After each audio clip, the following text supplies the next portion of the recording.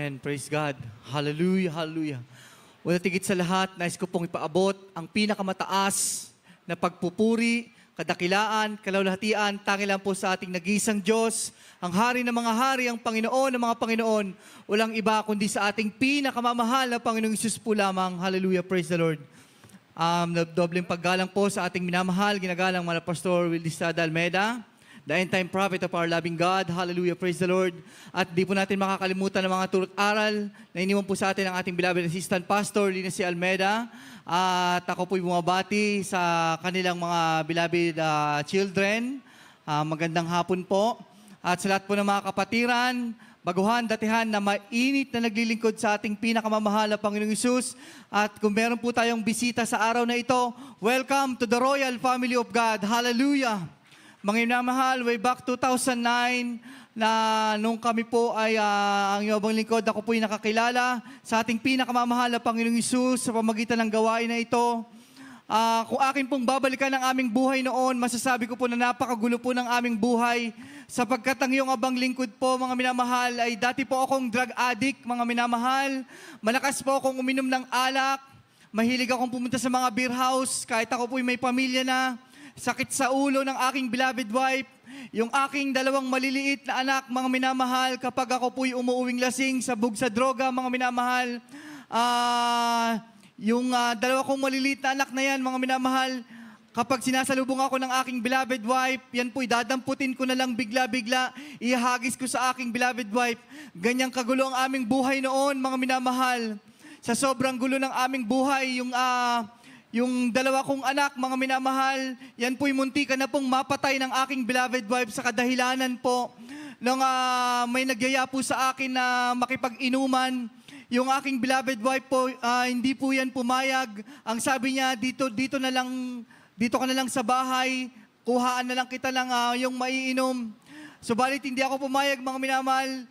Itinulak ko ang aking beloved wife. Ang sabi ko sa kanya, kung yayayain ako ng aking mga kaibigan, wala kang magawa, ganito mo kong nakilala, tanggapin mo kong ganito.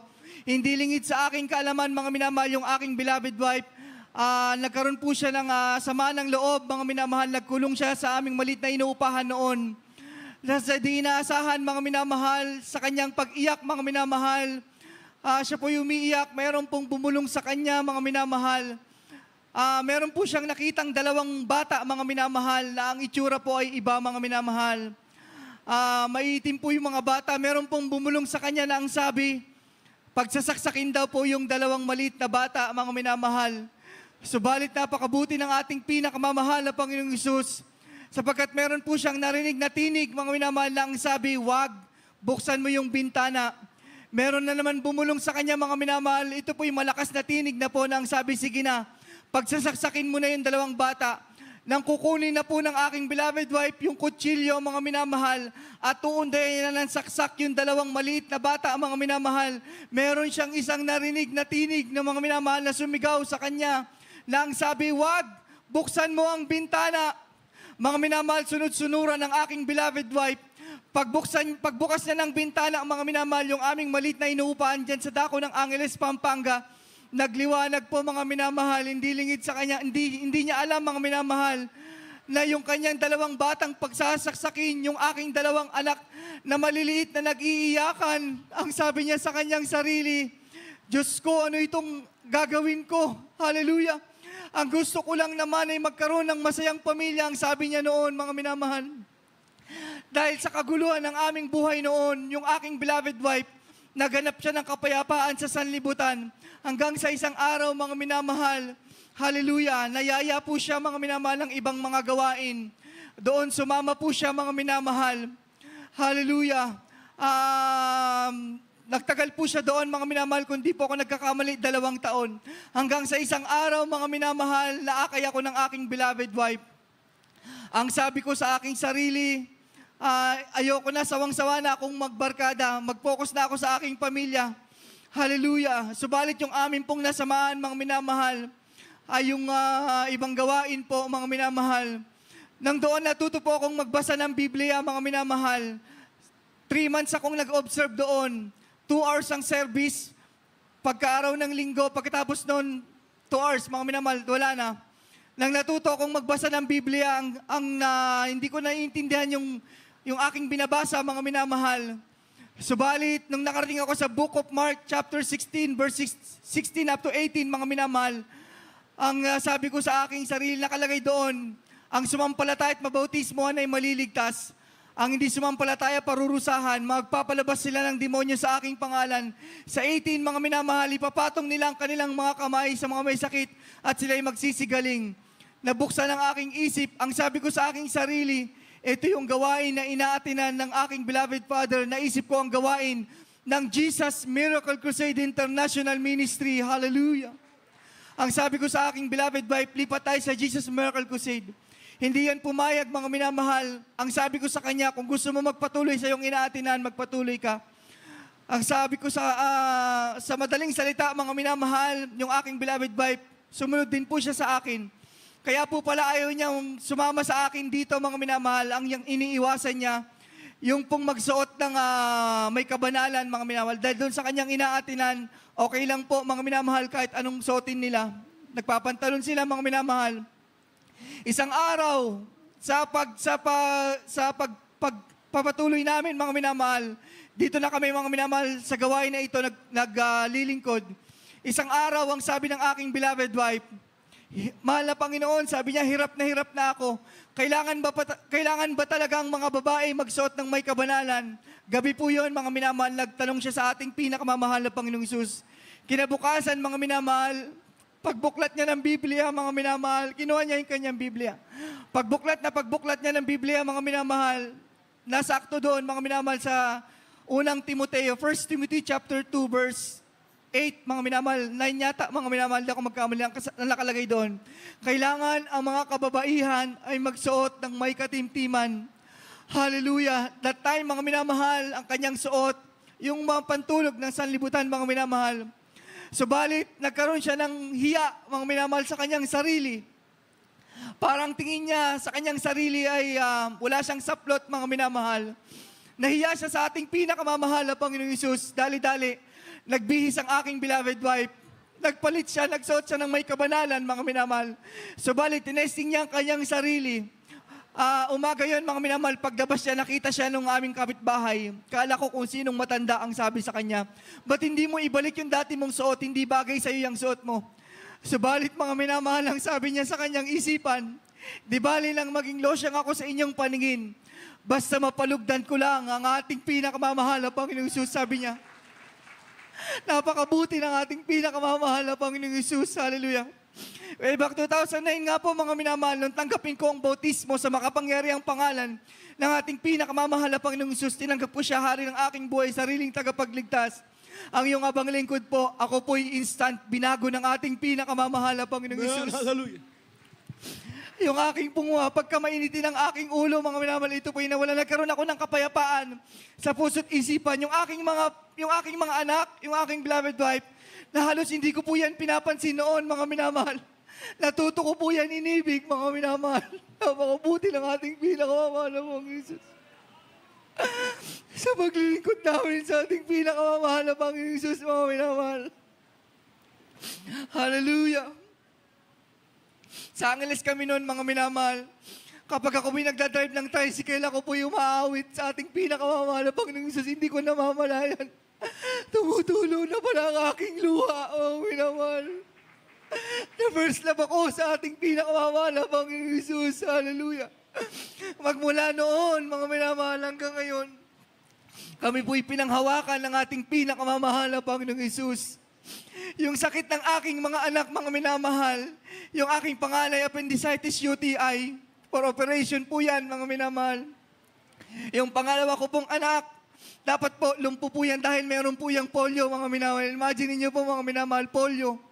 Hallelujah. Papunta po sa pagkalumpo, ang sabi, kailangan maagapan, ma-injekan ng 4 na inject para pangkontra dun sa polio.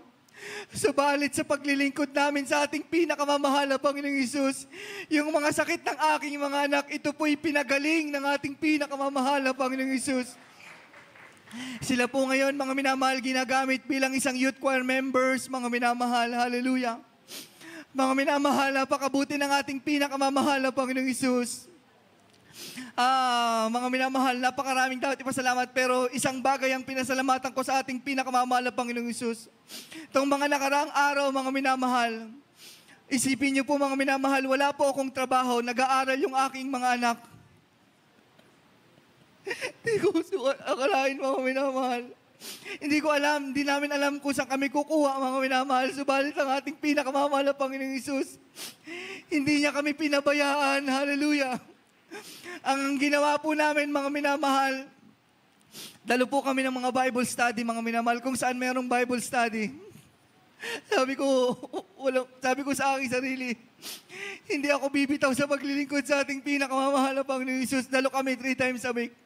Merong pagkakataon, mga minamahal, sakto yung pamasahe. Pagdating dyan sa bayan, mga minamahal, nilalakad lang po namin yan. Pero sabi ko sa aking beloved wife, sabi ko, nagpapasalamat ako sa ating pinakamamahal na Panginoong Hesus. Dahil yung mga ganitong bagay ay nararanasan ko, siya nagpapatibay ng aking pananampalataya. Hindi ako sumuko, mga minamahal. Bagamat minsan sa isip ko lang, ang sabi ko, Panginoon, paghanap ako ng trabaho, sakripisyo na yung aking pagpapagamit. Sa isip ko lang yan, mga minamahal. Subalit ang ating pinakamamahal na Panginoong Hesus, pag siyang kumilos sa iyong buhay, perfecto, mga minamahal. Hallelujah. Struggle po talaga kami, mga minamahal. Nanlilita ko sa aking sarili, mga minamahal. Merong pagkakataon, pag uwi sa bahay, mga minamahal, wala talaga, mga minamahal. Tahimik na lang. Buti na lang, mga minamahal, yung aking mga anak na turuan ko na po yan magmula maliit sila. Naturuan ko na po sila na wag magreklamo sa paglilingkod. Kung ano ang nakahain sa magkainan, kainin, wag magreklamo, number 1 yan. Hallelujah. Kung anong kalooban ng mahal na Panginoon, lahat ng bagay pinahintulot sa kanyang ikabubuti. Lagi-lagi ko sinasabi sa kanila yan nung maliliit pa sila. Isang araw, mga minamahal, may nag-text sa akin, nagsabi, may work ka na ba? Sabi ko, wala pa. Sige, kausapin kita bukas. Nung kinausap ko siya kinabukasan, mga minamahal, sabi ko, wala akong pang-requirements. Hallelujah. Hindi na kailangan ng requirements, ako nang bahala dyan. Sabi ng aking nakausap, mga minamahal, mag-report ka sa opisina bukas. Tama, mga minamahal, Sunday po yun. Bukas mag-report ka sa opisina. Lunes po. Pagpunta ko sa opisina gabi, noon nag-chat, nag-message siya sa akin, magdala ka ng resume. Sabi ko, hindi pa ako nakapagpagawa ng resume. O sige, wag na, punta ka na lang dito sa opisina. Imagine niyo po, mga minamahal. Hallelujah. Hallelujah. Hindi sa pagmamaliit sa aking sarili. Ni high school ko po, mga minamahal, hindi ko po natapos. Hallelujah. Isang private company, mga minamahal, tatanggap ng empleyado na walang resume, walang requirements, mga minamahal. Purihin ang ating pinakamamahal na Panginoong Hesus. Hallelujah. Ang lubos ko pong pinasasalamatan sa ating pinakamamahal na Panginoong Hesus ay pag-araw po ng Merkules, mga minamahal, half day po. Pag-araw din po ng Friday, mga minamahal, half day. Yung pong nakakadalo ko, mga minamahal, 3 beses sa isang linggo. Puri ng ating pinakamamahal na Panginoong Hesus. Bago yun, mga minamahal, kinukuha na ako ng aking pinsan, mga minamahal, na isang maging head cook, mga minamahal, sa isang food truck. Pero sabi ko sa aking beloved wife, kahit magandang offer, mga minamahal, may isyong service.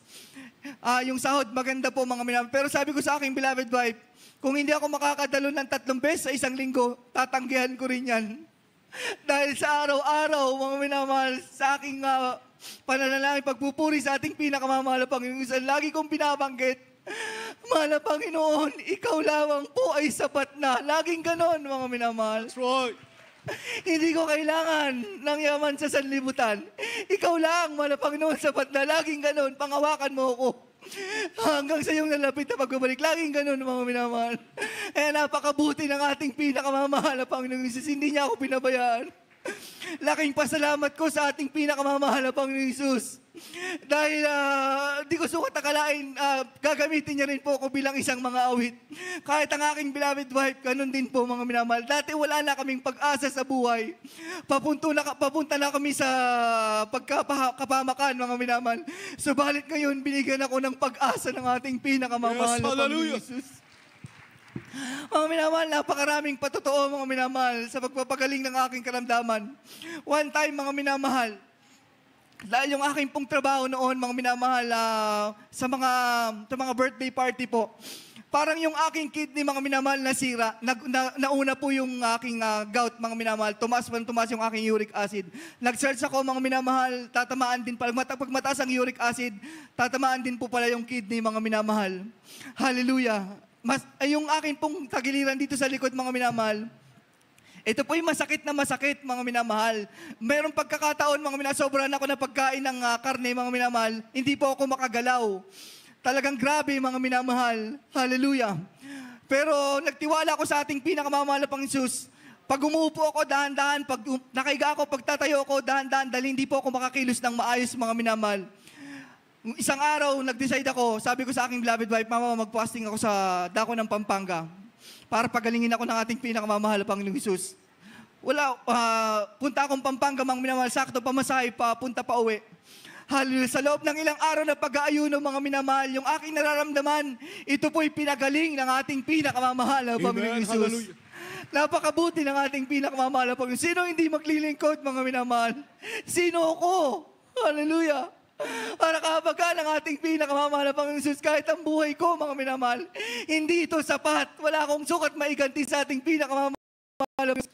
Hallelujah, kundi paglingkuran ko siya ng tapat at may takot, may panginginig. Hanggang dito na lamang po ang pinakamataas na pagpupuri, kadakilaan, tangi lang sa ating pinakamamahal na Panginoong Hesus. Hallelujah, hallelujah, praise the Lord.